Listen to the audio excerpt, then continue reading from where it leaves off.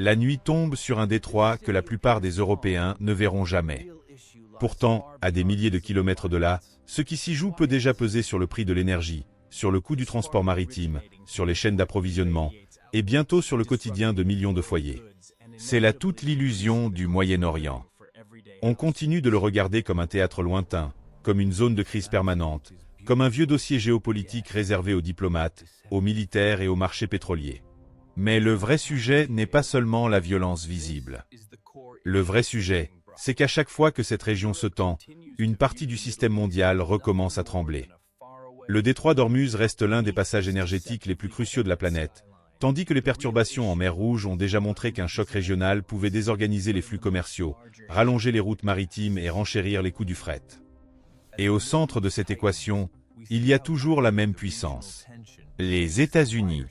On dit souvent que leur influence recule, que le monde change, que d'autres acteurs montent, que Washington ne tient plus la région comme autrefois. Mais chaque fois que le Moyen-Orient vacille, c'est encore vers l'Amérique que les regards reviennent, parce que derrière les crises apparentes subsiste une architecture de puissance que peu d'États peuvent égaler.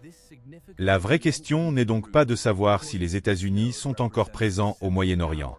La vraie question est de comprendre pourquoi, malgré l'usure, malgré les échecs, malgré la contestation, il reste la puissance que personne ne peut vraiment contourner. Ce que cette vidéo va montrer, ce n'est pas simplement pourquoi les États-Unis sont présents au Moyen-Orient. C'est pourquoi, malgré les discours sur leur déclin, malgré la montée d'autres puissances, malgré la fatigue stratégique de Washington lui-même, il reste encore l'acteur autour duquel la région s'organise dès que le risque devient systémique. Car ici, il ne s'agit pas seulement de prestige ou de diplomatie. Il s'agit d'énergie, de routes maritimes, de sécurité régionale, d'alliances militaires, et au bout de la chaîne, de prix, de commerce, de stabilité et de vulnérabilité pour le reste du monde. Nous allons donc avancer en 3 temps. D'abord, comprendre ce qui rend le Moyen-Orient encore indispensable dans l'architecture mondiale actuelle. Ensuite, voir par quels mécanismes concrets les États-Unis y exercent une puissance qu'aucun autre acteur ne remplace entièrement. Enfin, comprendre pourquoi cette centralité ne concerne pas seulement la région, mais aussi l'Europe, la France et la vie économique de ceux qui croient en être loin. Car la vraie puissance n'est pas seulement celle qui frappe. C'est celle qui relie un choc local à une dépendance mondiale. Le Moyen-Orient occupe une place singulière dans le système international, non pas seulement parce qu'il concentre des conflits, mais parce qu'il relie plusieurs points vitaux de l'économie mondiale. On y trouve des routes maritimes décisives, des détroits énergétiques difficiles à contourner à court terme, des équilibres militaires extrêmement fragiles, des partenaires stratégiques majeurs de l'Occident, et des foyers de confrontation capables, en quelques jours, de produire des effets bien au-delà de la région. Le détroit d'Ormuz demeure l'un des principaux chocs-points pétroliers du monde, et l'Energy Information Administration américaine continue de le présenter comme le passage pétrolier le plus important de la planète. Autrement dit, ce qui se joue au Moyen-Orient ne concerne pas seulement les pays qui y vivent. Cela concerne aussi les prix mondiaux de l'énergie, la fluidité du commerce maritime, le coût du transport, l'assurance, la confiance des marchés et, par ricochet, la stabilité économique de régions qui se croient parfois extérieures aux problèmes. La crise en mer Rouge l'a rappelé brutalement.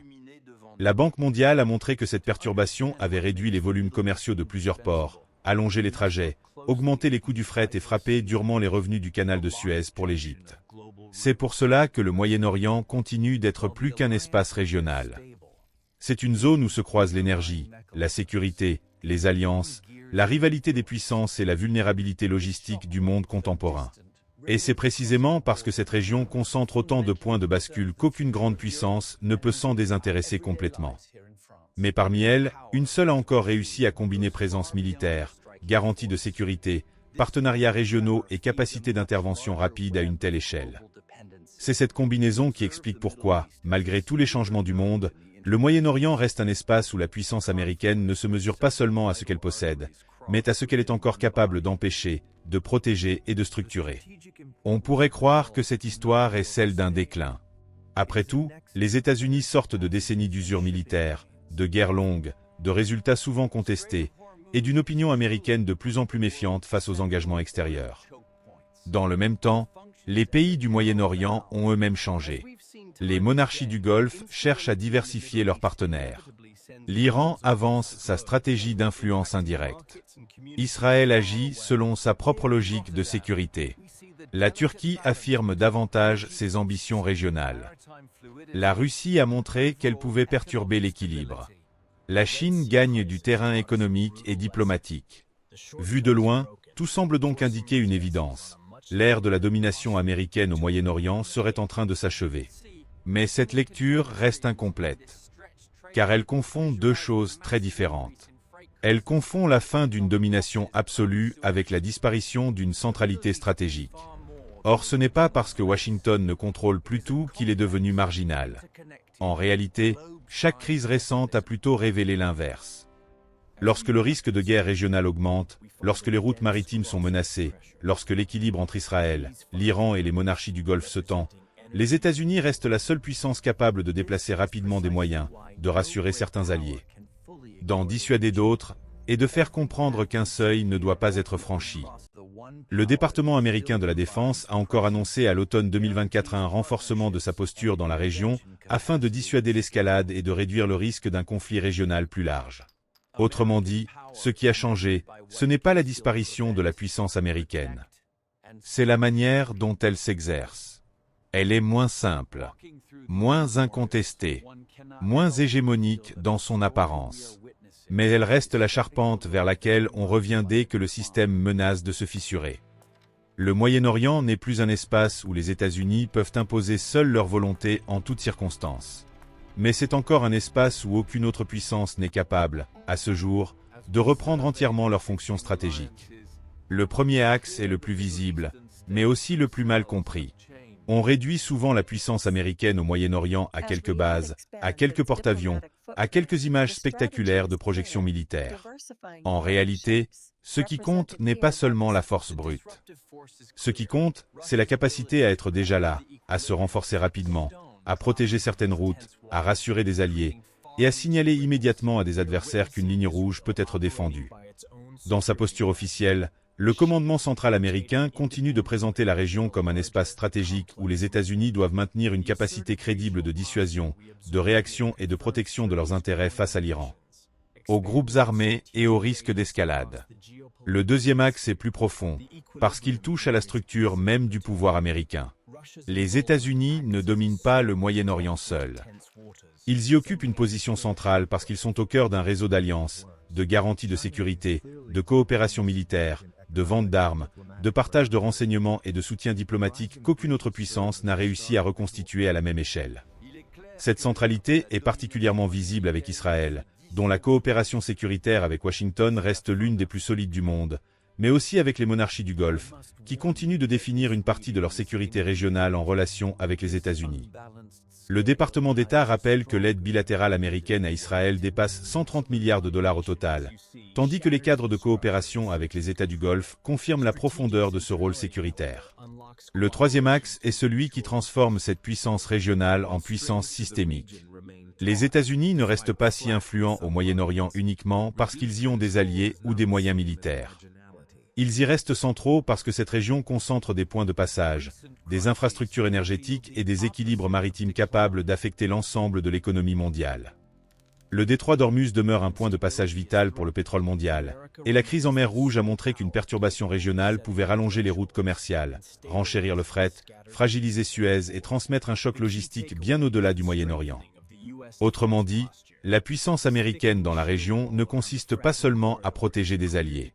Elle consiste aussi à conserver un rôle décisif dans un espace où un choc local peut devenir une facture mondiale. C'est là que le mécanisme devient clair. Les États-Unis ne sont pas puissants au Moyen-Orient parce qu'ils y contrôlent tout. Ils y sont puissants parce qu'ils restent les seuls à pouvoir articuler, en même temps, présence militaire, architecture d'alliance et gestion des points névralgiques du commerce énergétique mondial. La Chine peut acheter, investir et négocier.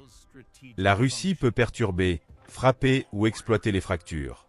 L'Iran peut harceler, contourner, user de ses relais armés. Mais aucune de ces puissances ne cumule aujourd'hui la capacité de dissuader, de protéger, de coordonner et de structurer la région comme le font encore les États-Unis. C'est pour cela que leur influence est contestée sans être remplacée. Pour l'Europe, et donc pour la France, cette question n'a rien d'abstrait. Lorsque le Moyen-Orient entre dans une phase de tension aiguë, ce ne sont pas seulement les chancelleries ou les états-majors qui réagissent. Ce sont aussi les marchés de l'énergie, les armateurs, les assureurs, les importateurs, les banques centrales, et à la fin de la chaîne, les ménages. C'est ce qui donne à la puissance américaine dans la région une importance qui dépasse largement la géopolitique classique. Car si Washington reste si central au Moyen-Orient, c'est aussi parce que l'instabilité de cette zone peut se transmettre très vite à l'économie mondiale, puis à l'économie européenne. L'Energy Information Administration rappelle que le détroit d'Ormuz figure parmi les points de passage pétroliers les plus importants au monde, avec très peu d'alternatives crédibles si la circulation y était fortement perturbée. Pour l'Europe, le danger n'est donc pas seulement une guerre lointaine. Le danger, c'est la combinaison d'un choc énergétique, d'un allongement des routes commerciales, d'une hausse des coûts du fret et d'un retour de l'incertitude sur les prix.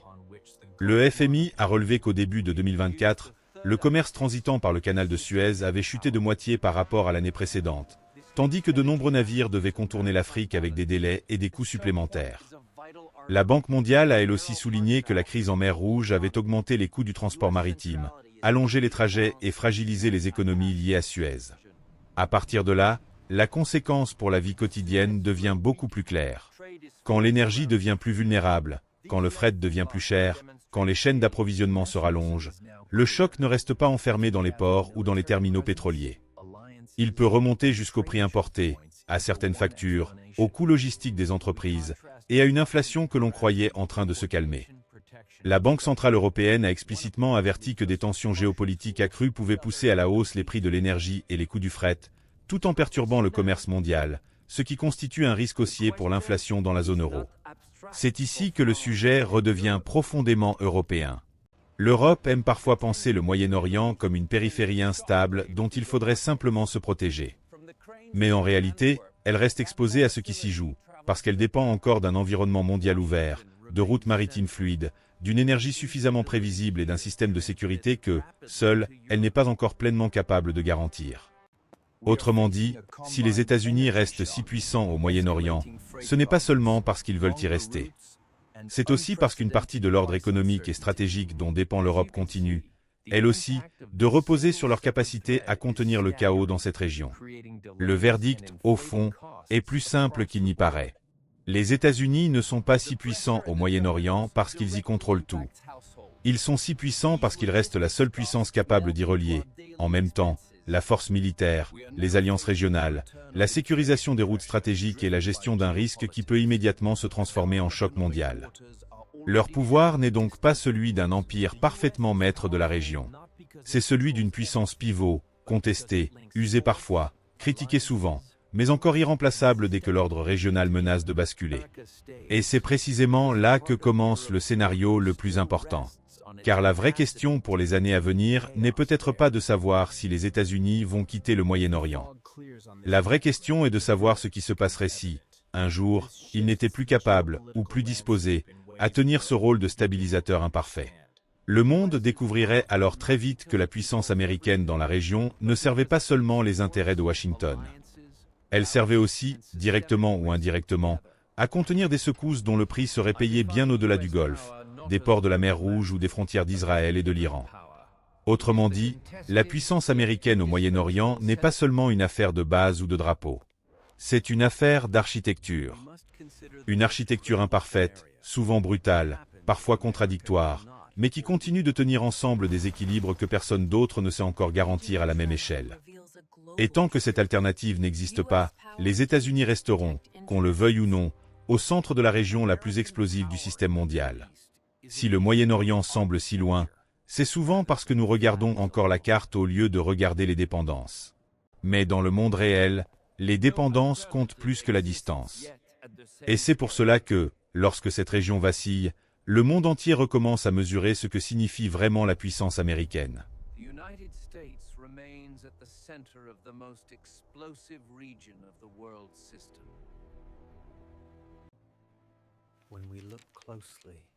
It becomes clear.